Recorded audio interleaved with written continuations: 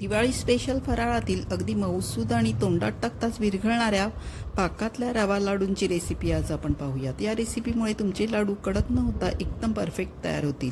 नमस्कार, मी वर्षा VM's किचनमध्ये तुमचे स्वागत आहे। चला तर वळूयात। सर्वात आधी एका कढईत अर्धी वाटी वितळलेले तूप घ्यायचे, मग त्यात 2 वाट्या अगदी बारीक चिरोटी रवा घालायचा आणि गॅस मंद करून आता हा रवा आपल्याला सोनेरी होईस्तोवर सतत हलवत भाजून घ्यायचा आहे। मला हे भाजायलासाठी 10 ते 15 मिनिटे लागली। रव्याचा रंग बदामी व्हायला लागला आणि खमंग सुवास यायला लागला की आपला रवा भाजून झाला आहे असे समजायचे। लाडू पांढरे दिसण्यासाठी रवा कच्चा ठेवायचा नाही, अगदी खरपूस सोनेरी रंगावर भाजून घ्यायचा। आपल्याला थंड करून घ्यायचा आहे। आपल्याला इथे एकतारीस पाक बनवायचा आहे।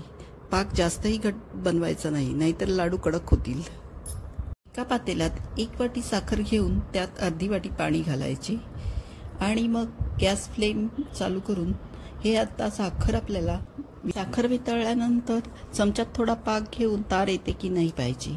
तार आली नाही तर आपला पाक तयार नाही असे समजायचे। परत थोडा वेळ उकळून मग परत चमच्यात पाक घेऊन त्यावर एक पाकाचा थेंब घेऊन तार येते की नाही ते पाहायचे।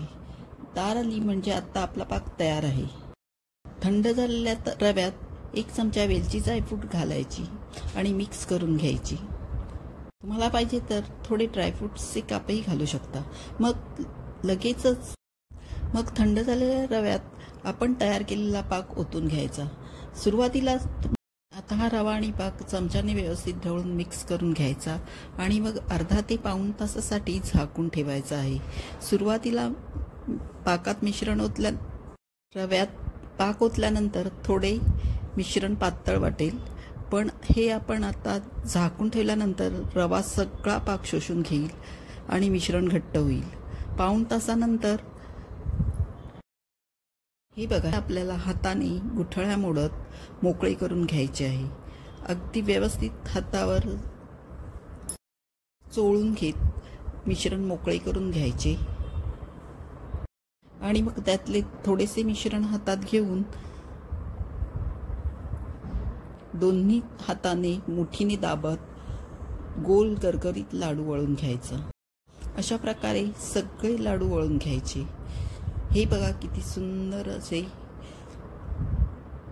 अगदी पेढ्यासारखे वाटणारे रवा लाडू तयार आहेत। रेसिपी आवडली तर या प्लेलिस्टवर क्लिक करून चॅनलला नक्की लाईक आणि सबस्क्राईब करून कमेंट करा।